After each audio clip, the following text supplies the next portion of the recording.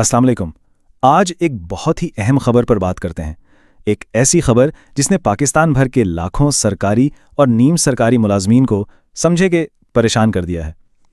سوال یہ ہے کہ کیا ان کی تنخواہیں واقعی خطرے میں ہیں؟ آئیے اسی معاملے کی گہرائی میں چلتے ہیں۔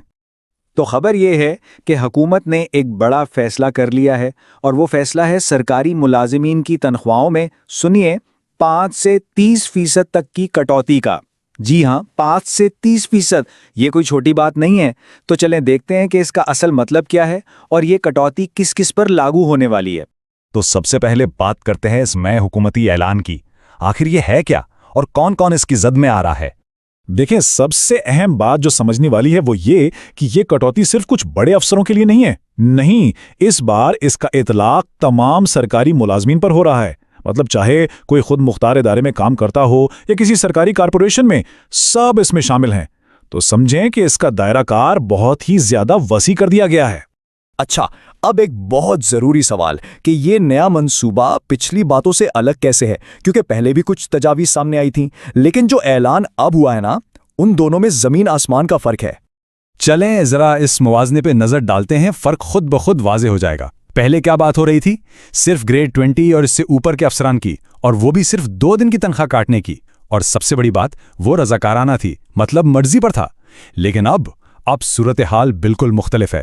یہ کٹوتی تمام ملازمین پر لاگو ہو رہی ہے، یہ لازمی ہے، اور کٹوتی 2 دن کی نہیں بلکہ پوری تنخواہ کا 5 سے 30% ہے۔ تو یہ کوئی چھوٹی موٹی تبدیلی نہیں، یہ ایک بہت بہت بڑا شفٹ ہے۔ جی، یہی نمبرز ہیں، 5 سے 30%۔ یہی اس پورے اعلان کا سب سے چونکا دینے والا حصہ ہے۔ دیکھیں، 2 دن کی تنخواہ کٹنا ایک الگ چیز ہے، لیکن جب ماہانہ آمدنی کا اتنا بڑا حصہ 5 سے 30% تک کم ہو جائے تو اس کا اثر سیدھا گھر کے بجٹ پر پڑتا ہے، بہت گہرا اثر۔ تو ظاہر ہے اب سب یہی سوچ رہے ہوں گے کہ بھائی حکومت کو آخر ایسا کرنے کی ضرورت کیوں پیش آئی؟ آخر اس کے پیچھے وجہ کیا ہے؟ چلیں اب دیکھتے ہیں کہ حکومت نے خود اس کا کیا جواز پیش کیا ہے۔ اچھا، تو جو سرکاری موقف سامنے آیا ہے اس کے مطابق یہ سب کچھ حکومتی بچت مہم یعنی آسٹیرٹی میجرز کا حصہ ہے۔ وزیر اعظم شہباز شریف کا کہنا ہے کہ تنخواہوں میں ان کٹوتیوں سے جو پیسہ جمع ہوگا اسے عوام کو ریلیف دینے کے لیے استعمال کیا جائے گا۔ ٹھیک ہے، حکومت نے اپنی وجہ تو بتا دی، لیکن اس اعلان نے کئی نئے سوالات بھی کھڑے کر دیے ہیں۔ بہت سی چیزیں ہیں جو ابھی تک بالکل واضح نہیں ہیں، اور اسی وجہ سے سرکاری ملازمین میں خاصی بے چینی پائی جاتی ہے۔ تو چلیں اب ان سوالوں کی بات کرتے ہیں جن کے جواب ابھی تک کسی کے پاس نہیں ہیں۔